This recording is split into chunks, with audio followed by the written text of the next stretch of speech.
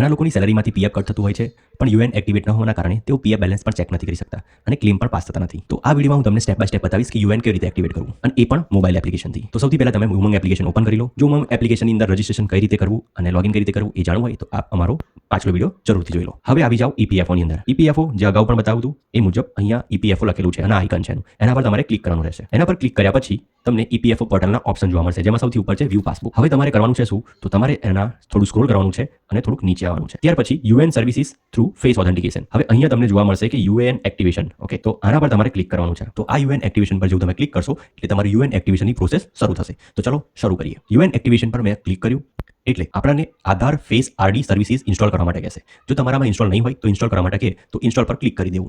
Install પર તમે click જેવું કરશો એટલે આપોઆપ ગૂગલ પ્લે સ્ટોરની અંદરથી આધાર ફેસ આરડી ઇન્સ્ટોલ કરવા માટેની આવી જશે, અને ત્યાર પછી એના પર તમે ઇન્સ્ટોલ પર ક્લિક કરો એટલે ઇન્સ્ટોલ થઈ જશે. ઇન્સ્ટોલ થઈ ગયા પછી તમારે ફરીથી આવવાનું છે તમારા ઉમંગ એપ્લિકેશન પર, પણ ત્યાં સુધી રાહ જુઓ કે આધાર ફેસ આરડી ઇન્સ્ટોલ થઈ જાય. જેવું તમારે અહીંયા ઇન્સ્ટોલ થઈ જશે એટલે તમારે અહીંયા કશું પણ ક્લિક નથી કરવાનું, તમારે ફરીથી આવી જવાનું છે ઉમંગ એપ્લિકેશનમાં. જેવા તમે ઉમંગ એપ્લિકેશનમાં આવશો એટલે તમારે ફરીથી યુએન એક્ટિવેશન પર તમારે ક્લિક કરવાનું રહેશે. યુએન એક્ટિવેશન પર ક્લિક કરો એટલે ફરીથી આપનું પેજ આવશે જેની અંદર તમારે અહીંયા યુએન નંબર નાખવાનો છે. તો ધ્યાનથી તમે તમારો યુએન નંબર છે એ અહીંયા નાખો. યુએન નંબર ફરજિયાત છે એટલે અહીંયા યુએન નંબર નાખવાનો. ત્યાર પછી અહીંયા આધાર કાર્ડ નંબર નાખવાનો અને ત્યાર પછી લાસ્ટમાં તમારે જે મોબાઈલ નંબર લિંક છે જેનાથી તમે અહીંયા લોગિન કર્યું છે. ઓકે, તો લોગિન પણ એ જ નંબરથી કરવાનું જે તમારા પીએફ અને આધાર કાર્ડ સાથે લિંક્ડ હોય. તો આ ત્રણેય ડિટેલ ફિલ કરો અને ત્યાર પછી આ ચેક બોક્સ પર ક્લિક કરો. ત્રણેય ડિટેલ ભર્યા પછી આ ચેક બોક્સ પર તમે ક્લિક કરશો એટલે તમને સેન્ડ ઓટીપી નો ઓપ્શન આવશે.